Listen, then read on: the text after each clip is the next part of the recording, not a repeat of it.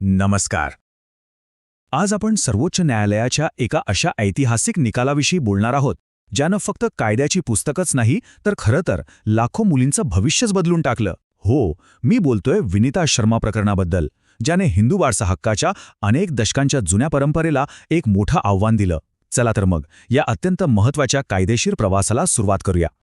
मुलगी आहे तिला काय हक्क? मालमत्तेचा विषय निघाला की हे वाक्य आजही आपल्या समाजात नाही का अनेक ठिकाणी ऐकायला मिळतं. आणि खरं तर हीच ती सामाजिक मानसिकता आहे ज्यामुळे कायद्याला मध्ये पडून समानता आणण्याची गरज भासली. हाच तो एक महत्त्वाचा कायदेशीर प्रश्न आहे ज्याने अक्षरशः अनेक वर्ष देशातल्या न्यायालयांमध्ये एक मोठा संभ्रम निर्माण केला होता. म्हणजे बघा, कायद्याच्या व्याख्येतल्या एका छोट्याशा अस्पष्टतेमुळे देशभरात हजारो केसेस अडकून पडल्या होत्या आणि विनीता शर्मा प्रकरणाच्या अगदी केंद्रस्थानी हाच मुद्दा होता. तर आज आपण काय काय पाहणार आहोत? सगळ्यात आधी मुलींच्या हक्काचा मूळ प्रश्न काय आहे ते बघू. मग आपण कायद्याच्या कलम 6चं स्पष्टीकरण समजून घेऊ. त्यानंतर सर्वोच्च न्यायालयाचे परस्पर विरोधी निकाल का आले ते पाहू आणि मग अर्थातच तो ऐतिहासिक विनीता शर्मा निकाल ज्याने सगळं काही बदललं त्याचे परिणाम काय झाले आणि सगळ्यात शेवटी आपल्या मूळ प्रश्नाचं अंतिम उत्तर काय आहे तेही आपण जाणून घेऊ. तर या सगळ्या गोंधळाचं मूळ नेमकं कुठे आहे? तर ते आहे हिंदू उत्तराधिकार कायदा म्हणजे हिंदू सक्सेशन ॲक्ट 1956च्या कलम 6 मध्ये.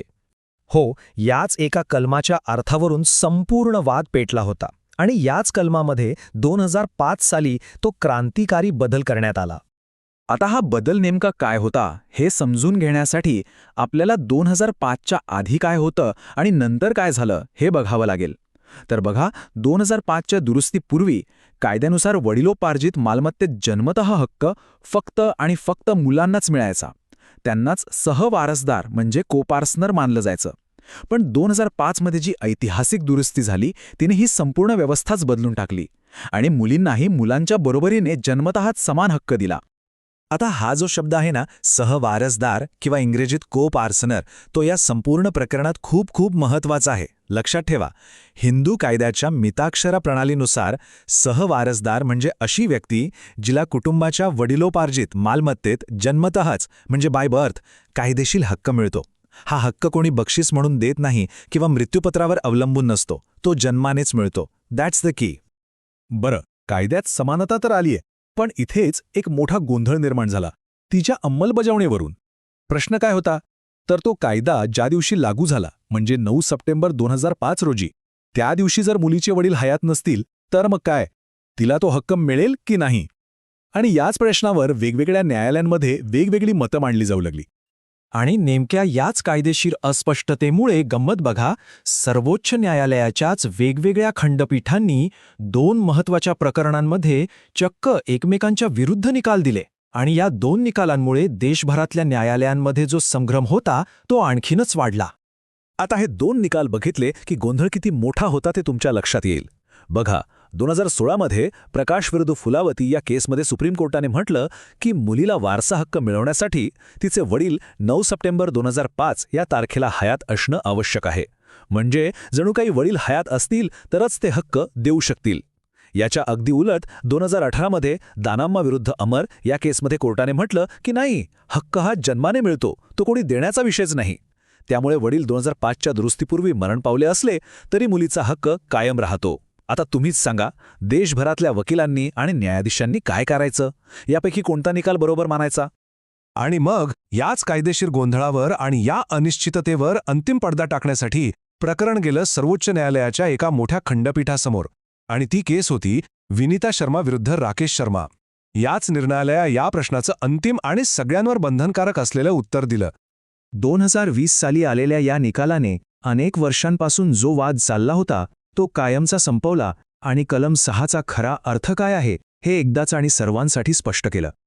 तर या निकालाची मुख्य तत्त्व काय होती? एकदम सोप्या भाषेत समजून घेऊ. पहिलं, मुलगी ही जन्मतःच बाय बर्थ सहवारसदार आहे. दुसरं आणि सगळ्यात महत्त्वाचं, हा हक्क मिळण्यासाठी 2005च्या दुरुस्तीच्या दिवशी वडील हयात असण्याची कोणतीही गरज नाही. तिसरं, हा हक्क तिला दुरुस्तीच्या तारखेपासून नाही तर तिच्या जन्माच्या क्षणापासून मिळतो. आणि चौथा म्हणजे या 2005च्या दुरुस्तीचा पूर्वलक्षी प्रभाव आहे, ज्याबद्दल आपण पुढे बोलूच. थोडक्यात कायद्याने मुलगा आणि मुलगी यांना समान पातळीवर आणलं. मुलगा इज इक्वल टू मुलगी हे समीकरण जणू स्थापित केला. आता हा पूर्वलक्षी प्रभाव किंवा रिट्रोस्पेक्टिव्ह इफेक्ट म्हणजे काय? ही संकल्पना या निकालाचा आत्मा आहे असं म्हटलं तरी चालेल. न्यायालयाने एकदम स्पष्ट केलं की 2005चा कायदा मुलींसाठी कुठलाही नवीन हक्क तयार करत नाहीये. उलट जो हक्क त्यांना जन्मापासूनच मिळाला हवा होता पण कायद्याने दिला नव्हता त्याला फक्त मान्यता देतोय. आणि म्हणूनच कायदा लागू होण्यापूर्वी जरी वडील वारले असले तरी मुलीचा जो जन्मतः हक्क आहे तो संपत नाही, तो कायम राहतो. चला आता या ऐतिहासिक निकालाचे दूरगामी परिणाम काय झाले त्यावर एक नजर टाकूया. कारण याचा परिणाम फक्त मालमत्तेच्या कायद्यावर नाही तर आपल्या संविधानाने दिलेल्या मूल्यांवर आणि महिलांच्या प्रत्यक्ष जीवनावरही झाला आहे. म्हणजे बघा हा निकाल फक्त प्रॉपर्टीच्या हक्कापुरता मर्यादित नाहीये, तर तो आपल्या भारतीय संविधानाने दिलेल्या समानतेच्या मूलभूत हक्कांची एक प्रकारे अंमलबजावणीच करतो. आपलं संविधान कलम 14 अंतर्गत कायद्यापुढे सगळ्यांना समान मानतं आणि कलम 15 नुसार लिंगाच्या आधारावर कोणताही भेदभाव करायला मनाई आहे. या निकालाने याच तत्वांना आणखी बळकटी दिली आहे. आणि याचा प्रत्यक्ष जीवनात काय परिणाम झाला? तर मुलींना त्यांच्या वडिलोपार्जित मालमत्तेत एक ठोस कायदेशीर हक्क मिळाला. त्यांना वाटणीचा दावा म्हणजे पार्टिशन सूट दाखल करण्याचा स्पष्ट अधिकार मिळाला. यामुळे महिलांची आर्थिक आणि सामाजिक स्थिती मजबूत व्हायला नक्कीच मदत झाली. पण इथे एक महत्त्वाची अट आहे जी लक्षात ठेवलीच पाहिजे. कोर्टाने स्पष्ट केलंय की जर 20 डिसेंबर 2004 या तारखेच्या आधीच मालमत्तेची अंतिम आणि कायदेशीर वाटणी झाली असेल, म्हणजे एखादं रजिस्टर्ड डॉक्युमेंट झालं असेल किंवा कोर्टाच्या आदेशाने वाटणी झाली असेल, तर मग मात्र ते जुने व्यवहार पुन्हा उघडता येणार नाहीत. कायदेशीर स्थिरता टिकवण्यासाठी हे गरजेचं होतं. चला तर आता आपण आपल्या या विश्लेषणाच्या समारोपाकडे येऊया. ज्या प्रश्नाने आपण सुरुवात केली होती त्याचं अंतिम उत्तर काय आणि परीक्षेच्या दृष्टीने सगळ्यात महत्त्वाचे मुद्दे कोणते ते आता आपण पाहू. तर मग पुन्हा एकदा तोच मूळ प्रश्न. 2005च्या कायद्यातील दुरुस्तीपूर्वी जर वडिलांचं निधन झालं असेल तर मुलीला वडिलोपार्जित मालमत्तेत वारसा हक्क मिळू शकतो का? आतापर्यंतच्या चर्चेनंतर मला खात्री आहे की याचं उत्तर तुमच्या मनात स्पष्ट झालं असेल. आणि उत्तर आहे एक मोठं आणि स्पष्ट होय, नक्कीच मिळू शकतो.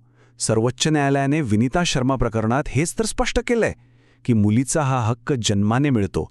तो बिनशर्त आहे, निरपेक्ष आहे आणि तो वडिलांच्या हयातीवर अजिबात अवलंबून नाही. तर मग परीक्षेसाठी किंवा अभ्यासासाठी यातले मुख्य मुद्दे कोणते लक्षात ठेवायचे? पहिलं, केसचं नाव विनीता शर्मा विरुद्ध राकेश शर्मा 2020. दुसरं, संबंधित कायदा हिंदू उत्तराधिकार कायदा 1956 आणि त्याचं कलम 6. आणि तिसरा आणि सर्वात महत्त्वाचा सिद्धांत, मुलीला सहवारसदार म्हणून जन्मतःच हक्क मिळतो. यासाठी 2005च्या दुरुस्तीच्या तारखेला वडील हयात होते की नाही हा मुद्दा पूर्णपणे गैरलागू आहे. लक्षात ठेवा, हा निकाल केवळ एक कायदेशीर स्पष्टीकरण नाही तर मालमत्तेच्या कायद्यात समानतेचं तत्त्व रुजवणारं एक ऐतिहासिक पाऊल आहे, ज्याचे परिणाम येणाऱ्या अनेक